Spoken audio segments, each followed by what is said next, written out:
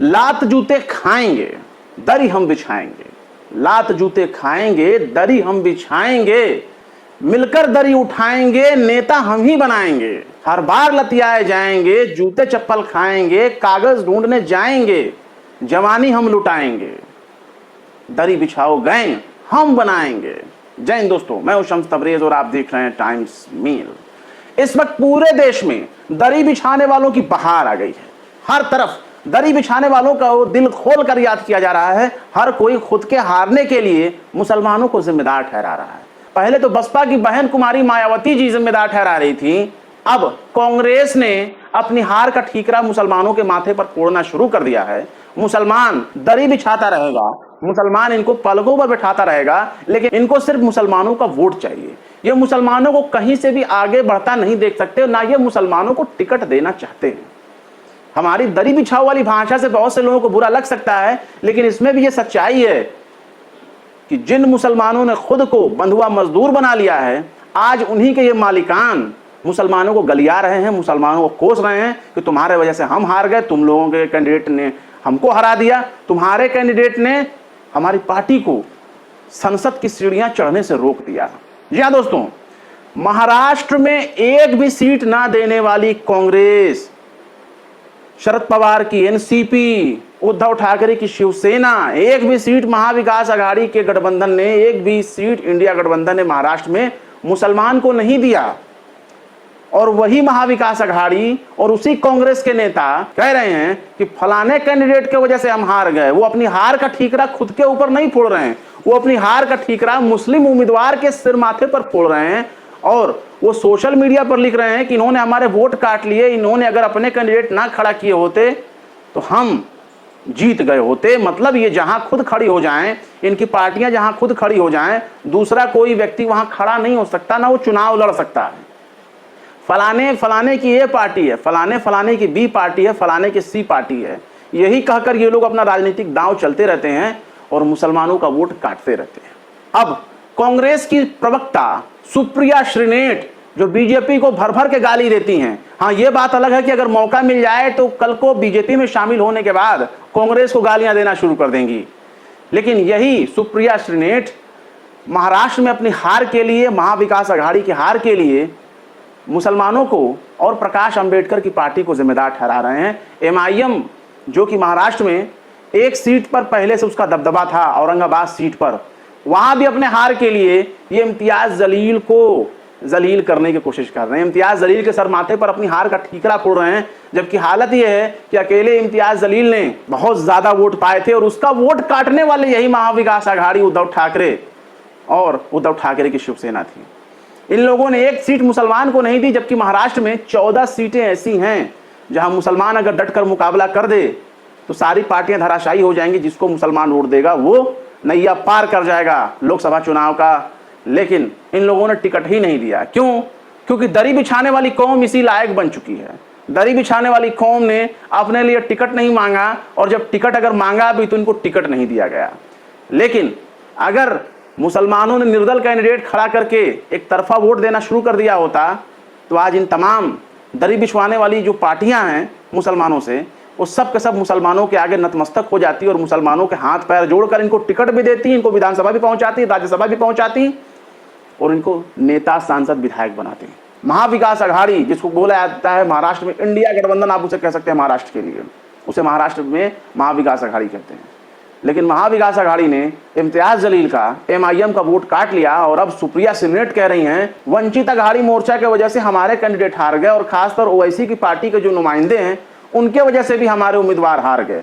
उसी महाराष्ट्र का जो हाल है वो बेहाल है। एक भी पार्टी, एक भी सीट मुसलमानों को ना देने वाली पॉलिटिकल पार्टी कह रही है कि दूसरी पार्टियों ने हमारा वोट काट लिया और हम जीत गए होते अगर उन्होंने खड़ा ना किया होता। मतलब ये जहां खड़ा हो वहां कोई और पार्टी या कोई और कैंडिडेट खड़ा ना हो तो इन इलेक्शन कमीशन से इनको विशेष वरीयता मिलनी चाहिए कि ये जहां भी अपने उम्मीदवार को खड़ा करें, बाकी तमाम लोग अपने मौलिक अधिकारों से वंचित हो जाएंगे, क्योंकि ये अपने कैंडिडेट खड़ा कर रहे हैं और इनको ही बस अधिकार है सारे वोट पाने का, सिर्फ वोट पाने का। टिकट देने में नानी याद आ जाएगी, टिकट देने का ये नाम नहीं लेंगे। और सबसे दुख की बात है कि जो बातें सुप्रिया श्रीनेट ने लिखी है, अगर उनकी बातों पर आप गौर करें तो हंसी आएगी। ये लिखती हैं कि महाराष्ट्र में प्रकाश अंबेडकर की VBA और ओवैसी की AIMIM ने 6 सीटें बीजेपी की झोली में डाली। इन सीटों पर जीत के अंतर से ज्यादा वोट VBA और AIMIM को मिले। इनमें से 1 सीट कांग्रेस और 5 पर शिवसेना उद्धव ठाकरे की जीत को हार में बदलने का काम किया गया। अन्यथा महाविकास अघाड़ी की महाराष्ट्र में 48 लोकसभा सीटों में से 31 नहीं बल्कि 37 सीटें आती। बीजेपी प्लस नहीं बल्कि 11 सीटों पर और सिमट जाती। यूपी में बीजेपी का संकट मोचक मायावती जी और महाराष्ट्र में प्रकाश अंबेडकर जी और ओवैसी जी। मतलब ये जहां खड़े हों, जहां ये कैंडिडेट खड़े हों, वहां तमाम जो उम्मीदवार हैं वो सब के सब सरेंडर कर दें, क्योंकि सबसे बड़ी ईमानदार पार्टी वहां पे खड़ी हो रही है, जिसको वोट ना देना गुनाह बन जाएगा, पाप बन जाएगा, और इनको वोट ना देने पर मुसलमान अपनी किस्मत फोड़ लेगा। ये यही कहने की कोशिश कर रही हैं। इनके इसी ट्वीट का जवाब देते हुए पूर्व सांसद इम्तियाज जलील लिखते हैं कि मैडम, मैं औरंगाबाद का मौजूदा सांसद था। 3 पार्टियों के साथ मिलकर इंडिया गठबंधन ने 2,93,450 वोट हासिल किए। मुझे 3,41,480 वोट मिले। यानी ये कहने की कोशिश कर रहे हैं कि आपने तो 2,93,000 वोट पाए और मैं खुद अकेले 3,41,000 से ज्यादा वोट हासिल किया। तो ये लिखते हैं कि आपके इस मूर्खतापूर्ण तर्क से तकनीकी रूप से आप मेरे वोट काटने वाले हैं। अगर आप महाराष्ट्र के मुसलमानों के साथ इंसाफ करते तो मैं खुशी खुशी इंडिया गठबंधन के लिए प्रचार करता। आप एक भी टिकट मुसलमानों को दे सकते थे। खैर, इनके ट्वीट पर लानत और मलामत का सिलसिला चल रहा है, आलोचना और निंदा का काम चल रहा है। लेकिन यहाँ सवाल यह है कि महाराष्ट्र में मुसलमानों की औकात कितनी है और मुसलमान कितने सीटों पर इनको फायदा दे सकते हैं। उसी महाराष्ट्र में 14 ऐसी सीटें हैं जिसमें धुले, नांदेड़, परभाड़ी, लातूर, औरंगाबाद, भिवंडी, अकोला, ठाणे, मुंबई की तो 6 सीटें ऐसी हैं जहां मुसलमान अगर एक तरफा वोट ठोक दे तो उस पार्टी के उम्मीदवार को निकलना बिल्कुल तय माना जा रहा है। लेकिन एक मुसलमान को टिकट नहीं दिया गया।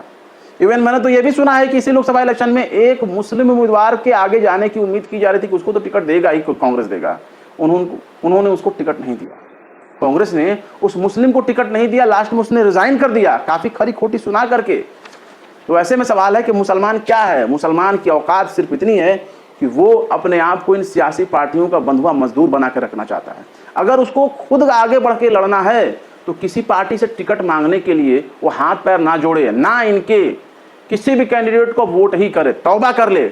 जो पार्टी सिर्फ मुसलमानों का वोट लेना चाहती है उसको एक भी वोट नहीं देंगे। देखिए, उसी दिन इनके सुर बदल जाएंगे। ये आपको वोट के लिए टिकट भी देंगे और आपको नेता, मंत्री, सांसद, विधायक भी बनाएंगे।